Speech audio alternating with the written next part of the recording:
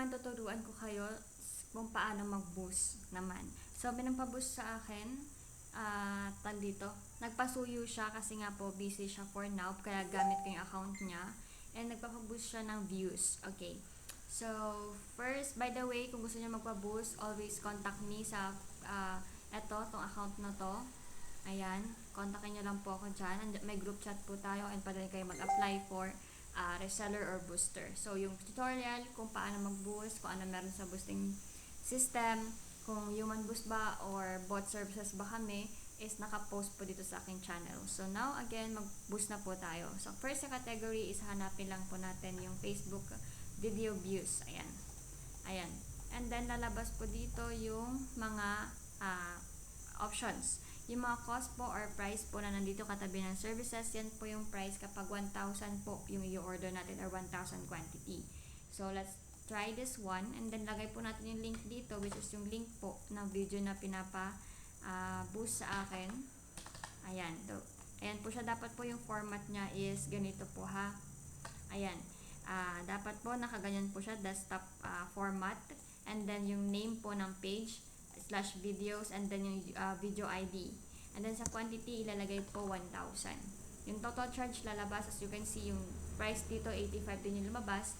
And then, 85 din yung lumabas dito. So, then total charge, yes, I have confirmed the order and then place order. Average time niya po dito ay 4 hours and 58 minutes. Pero depende po yan ha, sa availability again ng slots. And then after po na ma-boost, after na masubmit yung ating binost, okay, makikita po natin yan dito sa order logs. Wait lang po natin siya mag-loading saglit kasi medyo mahina po yung aking internet connection. So after that, punta po tayo dito sa order logs. Ayan, as you can see po, nabawasan po yung kanyang balance dito because yung video views po ay charge niya ay 85 pesos. The status is pending.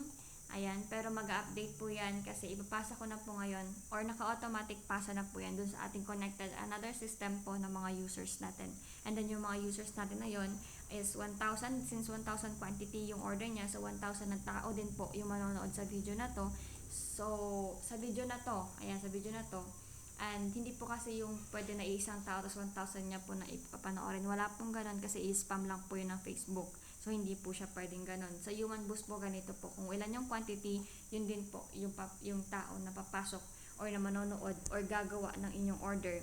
And then, kapag tapos na po yung 1,000 na tao na to na manood nitong video na to, ay mag-automatic completed status na yan. Katulad po nitong mga to. Okay? So, anito po yung kung kailan in order. Andyan po yung time. And then, yung order ID. Yung order ID po is in case po na magka-problem sa service, napakatagal, ganyan. Kasi depende po yan sa availability ng stats natin. So, pwede po silang pwede po kayong mag-submit ng support or ng request or ng chat, ganyan. Pwede naman po kung ayaw nyo dyan, message na lang po ako dito. So, ganun po siya. And antayin na lang po nating pumasok yan lahat. So, as of now, ang views niya pa lang po ay 413. So, expected po natin na dapat 1,413 po yan later. So, maya-maya pa po yan, mga 4 to 5 hours po matatapos na yan. Kasi parang full po yung atin ngayon, yung service na to ngayon. Konti na lang yung slot niya. Kasi nakita niyo po kanina sa average of time, 4 hours lang po yung average time. Last na nag-order 4 hours po yung tinagal nung last na nag-order. So, nag-iiba-iba po yung depende sa availability po ng ating slots. So, kapag may question po kayo, always message me on Facebook. And then, yung boosting site ay nakalagay po dyan sa description box.